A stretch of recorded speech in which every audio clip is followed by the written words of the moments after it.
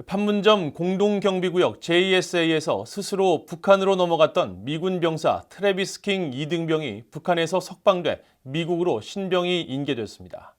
미국 국무부는 킹 이등병의 송환을 대가로 북한에 유인책을 제시하지 않았으며 북한은 미국이 아니라 스웨덴을 통해 이번 사안을 협의했다면서 미북 간 대화 돌파구 가능성에 선을 그었습니다. 함지아 기자가 보도합니다. 미국 국무부는 27일 정례 브리핑을 통해 지난 7월 자진해서 북한으로 넘어갔던 미군 병사 트래비스 킹 이등병이 석방돼 그의 신병을 확보했다고 공식 확인했습니다. The United States has secured the return of Private Travis Keane from the Democratic People's Republic of Korea. Earlier today, he was transported to the border between North Korea and China, where he was met by our ambassador to the People's Republic of China, Nicholas Burns. 킹 이등병은 지난 7월 18일 판문점 공동경비구역 JSA를 견학하다가 스스로 군사분계선을 넘어 북한으로 들어갔으며 북한은 이날 조선중앙통신 보도를 통해 킹 이등병을 법에 따라 추방하기로 결정했다고 전했습니다. 북한은 킹 이등병이 미군 내에서의 비인간적인 학대와 인종차별에 대한 반감을 품고 북한으로 넘어왔다고 주장하면서 그를 71일 만에 석방한 것입니다.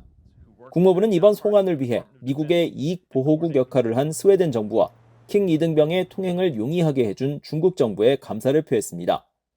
국무부는 이번 송환을 계기로 미북 간 대화의 돌파구가 될 가능성에 대해서는 선을 그었습니다. We tried to reach out to them when Travis Keane first crossed the border into North Korea. We tried to reach out on a number of occasions. They rejected our direct approaches and ended up talking to Sweden. And Sweden talked to us and helped negotiate this transfer. But I would not see this as the sign of some breakthrough. I think. 밀러 대변인은 또 이번 송환 과정에서 북한 측이 요구한 것이 있느냐는 질문에는 북한이 무엇을 요청했는지 알지 못한다면서도 우리는 그의 송환을 보장받기 위해 어떤 양보도 하지 않았다고 밝혔습니다. 앞서 킹 이등병은 지난해 10월 서울에서 경찰차 문을 걷어차 망가뜨린 혐의로 올해 2월 벌금 500만 원을 선고받았고 지난해 9월에는 한국인을 폭행한 혐의로도 기소되는 등 문제를 자주 일으켰으며 이후 벌금을 내지 않아 48일간 국내에서 노역을 하고 미군의 추가 징계를 받기 위해 7월 17일 미국 텍사스주로 송환될 예정이었으나 인천공항에서 사라진 뒤 다음날 JSA 견학 도중 스스로 월북했습니다.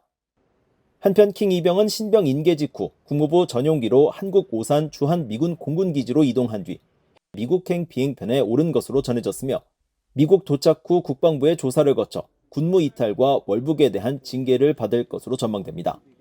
BOE 뉴스 함지아입니다.